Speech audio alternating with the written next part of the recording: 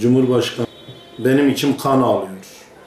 Kimse Müslüman kardeşlere sahip çıkmıyor. Sürekli bu tür bilgileri veriyordu. Bizler de tabii ki bu bilgilerle ilgili 72 Sivil Toplum Kuruluşu sürekli Türkiye'de, dünyada olan bitenlerle ilgili kardeşlerimizin yanında olduğumuzu haykırmak için bir eylem tertipledik ve basın açıklaması yapmak istedik. Tabii bu mekanda Ulu Cami seçildi. Ulu Cami'den Sivil Toplum Kuruluşu, 72 Sivil Toplum Kuruluşu orada toplandık. Halk da destek verdi. Yaklaşık 5.000 ile 10.000 arası bir kitle oluştu. Tabii daha önce Emniyet Müdürlüğü'ne bilgi verildi. Bizim böyle bir yürüyüş yapacağımız ve açıklama yapacağımız. Onlar da yani yürüyüş yapmazsanız yapmayın, ne olacak sanki? Bizde doğal demokratik hakkımızdır dedik. Tamam dediler. Sonra Cuma çıkışında toplandık. Orada yürüyüşe geçecektik. Polis amiri bizi 20 dakika sonra 10 dakika daha bekletip toplamda yarım saat bekletti. Biz kendilerine bakın demokratik hakkımız Dağkapı Meydanı'nda bütün ses cihazımız, bütün basın materyallerimiz Dağkapı Meydanı'nda gidip orada açıklama yapmamız gerekiyor dememize rağmen hayır yapamazsınız. Ya biz dedik ki bak başka sivil toplum kuruluşları, başkaları izinsiz gösteriler yapıyor. Sizin adaletiniz bu mu? Siz de gidin başka yerde yürüyüş yapın, eylem yapın. Biz dedik ki biz eylem yapmıyoruz. Barışçıl bir yürüyüşle o zaman bırakın normal vatandaş gibi kaldırımdan yürüyün.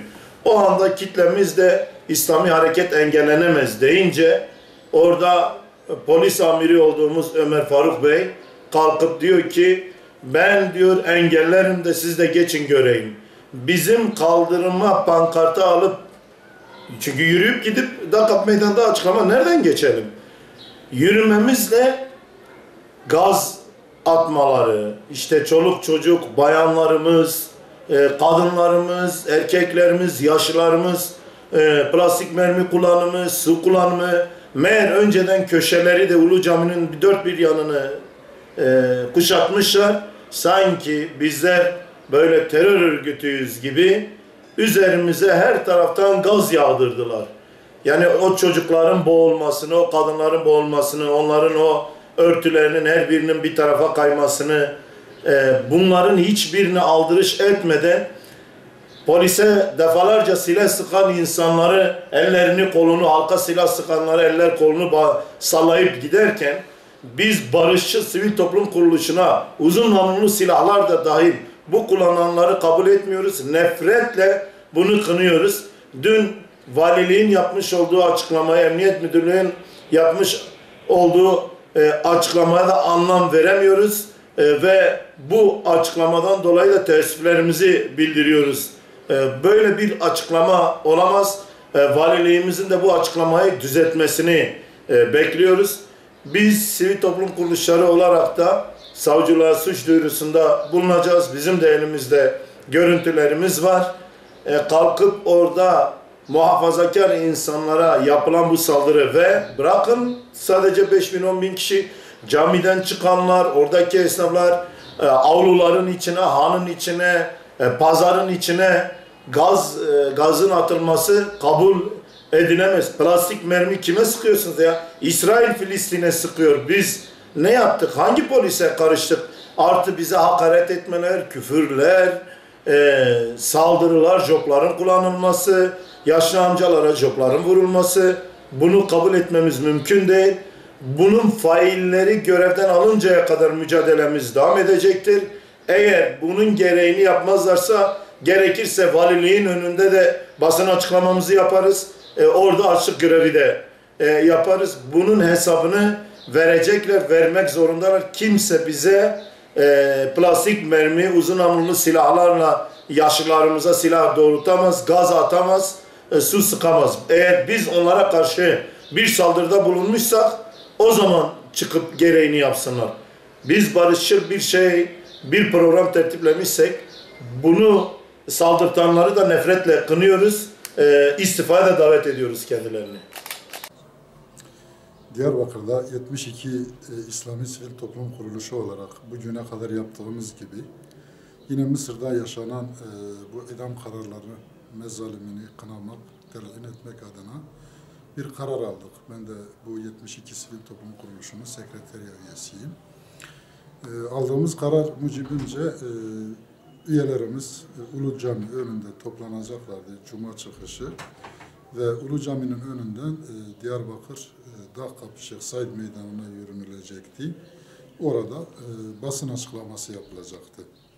Fakat daha önce de defalarca bu sivil toplum kuruluşları aynı güzergahı kullanarak yürüyüş yapmış olmalarına rağmen, Şeyh Said Meydanı'nda basın açıklamalarını yapmalarına rağmen en ufak bir rahatsızlık halk tarafından dile getirilmemiş, bu topluluk tarafından kimseye en ufak bir zarar verilmemiş, ortada yani engelleyici bir gerekçe yokken, polisin her ne hikmetse dün yeni bir tutum sergileyerek, toplumu agite, provoke ederek durdurmaya çalışmasına anlam veremiyoruz gerçekten.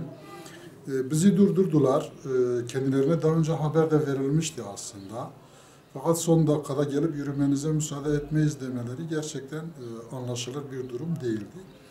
Gerçi ilk görüşmeye gelen komiserler biraz olumluydular. Yani bizim beklememizi ve gereken izni alacaklarını söylediler.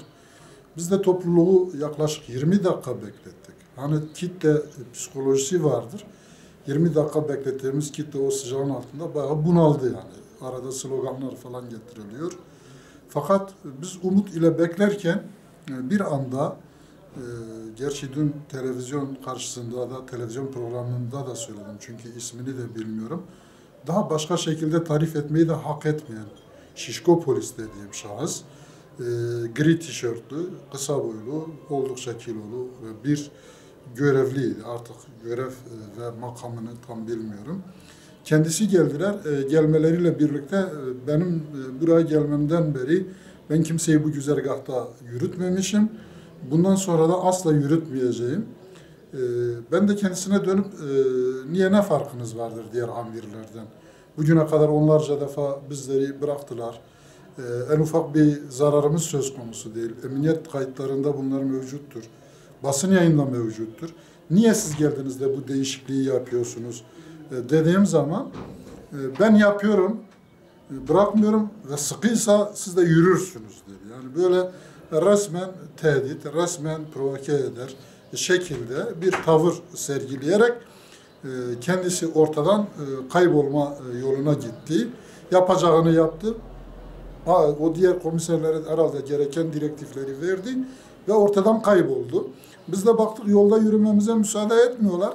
Şimdi yani Şeyh Said Meydanı'na yürümemiz lazım. Çünkü basın açıklaması ortamı orada hazırlanmış. Araç gereçlerimiz orada, ses sistemimiz orada, başka yerden gelecek insanlar oraya yönlendirilmiş. Oraya geçmemiz lazım. Uçarak geçemeyeceğimize göre tabii ki bir şekilde gitmemiz lazım. Artık biz de dedik kaldırımı kullanarak kimseye zarar vermeden yürüyelim arkadaşlar. Arkadaşlar yürüyüşe geçtiği anda zaten hazırlıklı gelmişlerdi. Olay çıkarmaya kesinlikle niyetliydiler. Çünkü robokoplar, joplar, ondan sonra daha sonra kullandıklarında gördük. Bir sürü gaz yani bombaları, ondan sonra tazikli su aracı, TOMA oraya getirilmiş. Yani adam bu kitleye, bu topluluğa, bu halka saldırıyı gerçekten kafasına yerleştirmiş bir halde gelmişti. Bizim harekete geçmemizle birlikte robokoplarla arkadaşların göğüslerine vurmaya başladılar. Şiddet kullandılar, kaba kuvvet kullandılar, küfür savurdular. Bununla beraber artık topluluk da yani bir nevi o anda galeyana geldi. Gençleri tutamadık.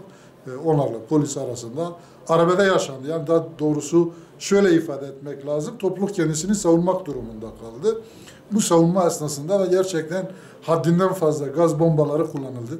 Aslında 3-5 gaz bombasıyla halk dağılmışken bunlar devam ettiler. Yani sadece adeta oradaki halka işkence çektirmek, zulmetmek adına onlarca gaz bombası atıldı. Bundan yani o kitlenin içerisinde olmayan cami cemaati de etkilendi. Esnaf da etkilendi. Çocuklar vardı, bayanlar vardı. Bir sürü insan baygınlık geçirdi. Yani şahsen ben de bayağı zarar gördüm o durumdan. Joplar kullanıldı. tazikli su sıkıldı halka. Plastik mermi sıkıldı. Bazı arkadaşlarımızın göğsüne gelmişti plastik mermiler. Allah'tan sağ göğüse gelmişti bir arkadaşın. Bayağı morarmıştı yani. Şey olmuştu. Eğer o kalbe gelseydi ölüm tehlikesini bile yaratır mahiyet arz ediyordu. Gerçekten anlam veremedim. Yani özellikle o tarif ettiğim şahsın kesinlikle yetkililer tarafından araştırılmasını istiyoruz. Hedefinin ve amacının ne olduğunu ortaya çıkması lazım. Yani şimdiye kadar böyle değerli bir kitlenin bu şekilde küçük düşürücü bir harekete maruz kalmaları kesinlikle kabul edilebilir bir durum değildir. Bu işin sadece paralele hamledilip işin içerisinde sıyrılmalarını da kabul etmiyoruz. Şu an bir hükümet vardır ve yetkisini kullanması lazım. Paralelci ise paralelciliğini ortaya çıkaracak, onu deşifre edecek, görevine son verecek. Bu değerli 72 sivil toplum kuruluşlarını ve yöneticilerini rahatlatacak bir girişimi görmek istiyoruz.